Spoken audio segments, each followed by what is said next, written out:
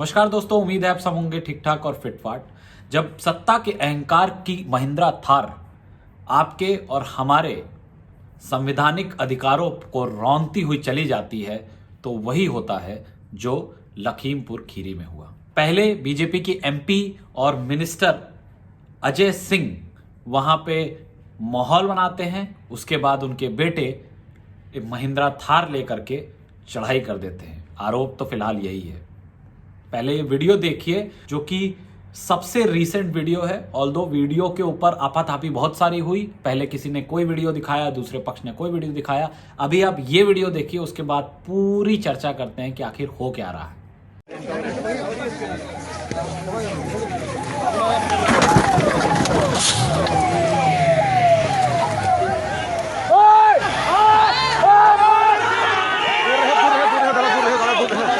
दूर रहे। अरे हट उधर निकल, अंदर निकल गया।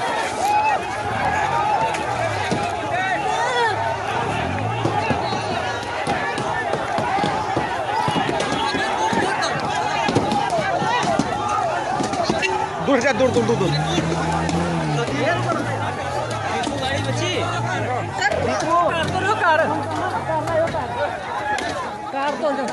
बेटा बच गयो।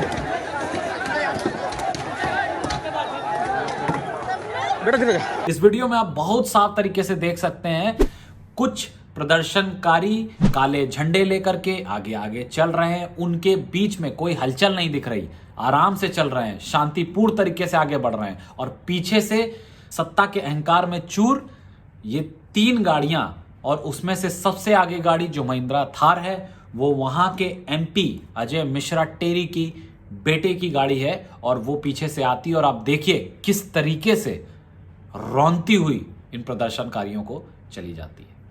कहीं से भी ये लग रहा है कि किसी ने पहले इन गाड़ियों पे हमला किया होगा, क्योंकि हमला करने के बाद माहौल इतना आसान तो नहीं रह जाता, जबकि गाड़ियों में लोग असलाधारी भी हो सकते हैं। उनके अंदर कई सारे लोग होंगे जो कि हो सकता है दंगल करने लायक शरीर कटकाठी वाले हों, क्योंकि भाई साहब यानी उनके बेटे जो हैं वो 35 साल से पारंपरिक तौर पे वहां पे दंगल करा रहे हैं। और उनके पिताजी जो कि एमपी और मिनिस्टर हैं, वो बैठ करके ये दावा कर रहे हैं कि अगर ये किसान आंदोलन नहीं रुकता है तो वो लखीमपुर खीरी छोड़ करके लोग चले जाएं जो आंदोलनकारी हैं, अन्यथा वो ठीक कर देंगे, क्योंकि उनका इतिहास ऐसा है। सुनिए ये वीडियो। नहीं फैला, 10-11 महीने हो गए। मैं ऐसे लोगों को कहना चाहता हूं कि सुधर जाओ, नहीं तो सामना करो आके, हम आपको सुधार देंगे। 2 मिनट लगेगा केवल। मैं केवल मंत्री नहीं हूं, ये सांसद विधायक नहीं हूं। जो विधायक व सांसद बनने से पहले मेरे विषय में जानते होंगे उनको यह भी मालूम होगा। इस वीडियो को देख करके साफ समझ में आता है किस प्रकार की मानसिकता से ग्रसित हैं ये एमपी भाई साहब, और उनके बेटे के अंदर भी वही लक्षण होंगे, क्योंकि उनकी महिंद्रा थार और पीछे आ रही फॉर्च्यूनर काली गाड़ी, ये दोनों ने मिल करके 4 किसानों की हत्या कर दी। अब सवाल यह है कि आखिर हुआ क्या। पहले एक भाषण दिया जाता है वहाँ के एमपी और मिनिस्टर द्वारा, जिसमें जो मैंने अभी बात करी कि वो चैलेंज करते हैं एक तरीके से किसानों को कि अगर वो धरना देंगे तो उन्हें उखाड़ के बाहर फेंक दिया जाएगा। बाद में इसके प्रोटेस्ट में वहाँ पर किसान धरना देते हैं, काले झंडे दिखाने की बात करते हैं। क्यों काले झंडे दिखाने की बात करते हैं? दरअसल वहाँ के उप मुख्यमंत्री यानी उत्तर प्रदेश के उप मुख्यमंत्री वहाँ पे विजिट करने वाले थे। फ्लाइट से आए और उसके बाद गाड़ी के रास्ते भाग लिए। फ्लाइट भी उड़ने का उनको समय नहीं दिया गया। उन्होंने वो जगह को विजिट करने वाले थे, और किसान आंदोलनकारी इसी का विरोध प्रदर्शन करते हुए कि वहाँ के एमपी की ऐसी भाषा है, काले झंडे दिखा रहे थे। इस पर जो वहाँ के सांसद अजय मिश्रा टेरी हैं, उनके बेटे और उनके एक दोस्त अखिलेश दास के सुपुत्र दास भी वहाँ पर, पीछे की जो फर्नीचर गाड़ी है वो उन्हीं की है, आते हैं दौड़ाते हुए और रौंदते हुए कई किसानों को चले जाते हैं। जब वो आगे जाते हैं तब जाकर के कहीं शायद उनकी गाड़ी को कंट्रोल किया जाता है या भीड़ द्वारा पकड़ा जाता है। इसके बाद हाथापाई होती है, 4 और लोगों की मौत होती है, क्योंकि बताया जा रहा है कि बीजेपी की कार्यकर्ता थे। इसके बाद गाड़ी को आग भी लगा दी जाती है। लेकिन क्या ये वीडियो जो आपने सबसे पहले देखा, जिसमें शांतिपूर्ण तरीके से कोई आगे जा रहा है और पीछे से गाड़ी इस बुरी तरीके से रौंदती हुई चली जाती है, इससे क्या साफ नहीं दिखता है कि मंशा क्या रही होगी गाड़ी चढ़ाने वाले की। और इस पर बीजेपी वाले, जब तक ये वीडियो नहीं आया था कल रात में, तब तक बीजेपी वाले ये गाना गाते घूम रहे थे कि पहले गाड़ी को घेरा गया, उस पर पत्थरबाजी की गई, पत्थरबाजी करने के बाद इसके विरोध स्वरूप और अपनी जान को बचाने के लिए इन लोगों ने चढ़ाई कर दी किसानों पर। लेकिन ये वीडियो इसकी खिलाफत करता है। आप देखिए, इस वीडियो में जो गाड़ी दिख रही है, साफ सुथरी चिकनी गाड़ी दिख रही है, एक भी पत्थर का निशान नहीं दिख रहा, कोई भी ग्लास टूटे नहीं है। इसका मतलब जब ये टक्कर मारी गई तब तक सब कुछ सामान्य था, और उसके बाद जो भी घटनाएं वहां पे घटी और चीजें आगे बढ़ी। अब इस पर लोगों ने ये कह दिया कि भाई ठीक है, ये घटना हुई, इसके लिए कार्रवाई होनी चाहिए। ऑल्दो एफआईआर दोनों के ऊपर है, बाप बेटे, मंत्री बाप के ऊपर भी है और बेटे के ऊपर भी है, लेकिन अब तक किसी को भी पुलिस ने ना छुआ है, ना गिरफ्तार किया, ना जेल में डाला है। और ना प्रधानमंत्री मोदी, जो कि लखनऊ में आके चले गए और अपनी सरकार की तारीफ भी करके चले गए, उन्होंने एक बार भी जिक्र किया कि कैसे किसानों को मारा गया या उनके ऊपर गाड़ी चलाई गई, इसके ऊपर किसकी जवाबदेही बनती है, कोई चर्चा नहीं। और उसके ऊपर भी जब वो आम किसान थे, जिसको कि उत्तर प्रदेश सरकार के एडीजी ने ही कहा कि 45 लाख रुपए मुआवजा देंगे, इसका मतलब वो आम लोग थे क्या? देश में इतनी बड़ी घटना हो गई, प्रधानमंत्री खुद उत्तर प्रदेश में आकर के इस बात की चर्चा नहीं कर सकते थे कि किसानों के साथ जो हो रहा है वो गलत हो रहा है?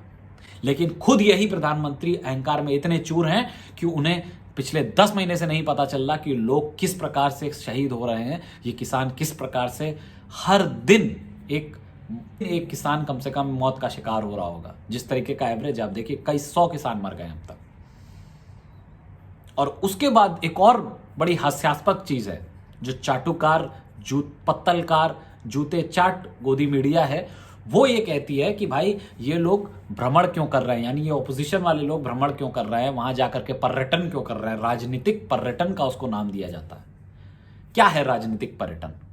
जब लोगों के ऊपर चढ़ाई हो जाएगी तो उनका साथ देने पहुंचने वाला राजनीतिक पर्यटन कर रहा है। लोगों को सपोर्ट की, सहायता की जरूरत नहीं है क्या? उनको जरूरत नहीं है जब उनके घर वाले मर रहे हो, उनकी मौत हुई हो, तो कोई उनके आके आंसू पोंछे?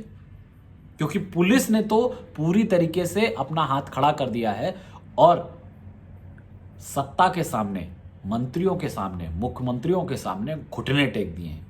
इनकी बेशर्मी आज पहली बार नहीं दिखी, पिछले दिनों गोरखपुर में भी इनकी बेशर्मी दिखी थी, जब एक व्यापारी को होटल में घुस के पुलिस ने ही मारा, और उसके बाद जब उसकी बीवी कंप्लेन कराने पहुंची तो डीएम और एसपी साहब बैठ करके समझा रहे हैं कि कोर्ट तो बहुत दिन तक केस को खींचती है, इस मामले को रफा दफा कीजिए। ये हैं हमारे देश के कानून के पहरेदार, जिनकी जिम्मेदारी है कि कानून को सबसे ऊपर रख करके हर कार्रवाई को की जाए। वो खुद कानून से बचते हुए दिख रहे हैं, और ऐसे में मोदी की गोदी में बैठी हुई ये मीडिया कहानी समझा रही है कि कैसे राजनीतिक पर्यटन हो रहा है। अगर अखिलेश यादव को डिटेन करा जा रहा है, अगर जयंत चौधरी दौड़े दौड़े घूम करके पहुंचने की कोशिश कर रहे हैं, अगर चंद्रशेखर आजाद वहां पे छुपते छुपाते पहुंच गए हैं, अगर बाद में राहुल गांधी और प्रियंका गांधी कल मिल करके भी आ गए, तो क्या ये सब राजनीतिक पर्यटन कर भी रहे हैं? तो इसमें किसका नुकसान है? इसमें किसका नुकसान है?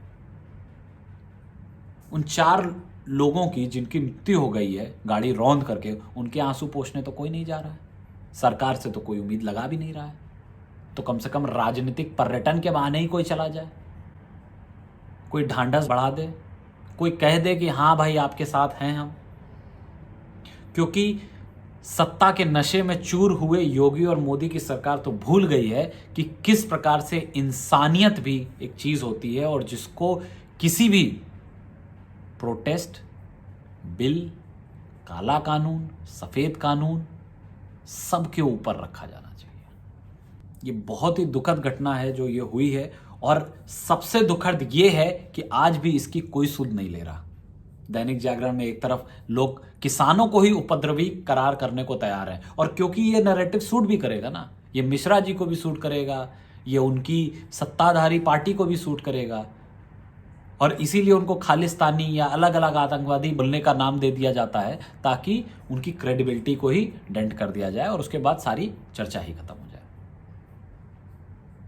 इस तरीके की डरपोक हीण मानसिकता से ग्रसित बीजेपी सरकार से कोई उम्मीद लगाना अब बाकी रह तो नहीं गया है, लेकिन अब लोगों से उम्मीद है कि वाकई अगर सत्ता परिवर्तन की जरूरत पड़े तो उन्हें आगे आना चाहिए, क्योंकि ये लोग आपके सारे हकों को इसी तरीके महिंद्रा थार के चौड़े टायरों के नीचे रौंदते रहेंगे।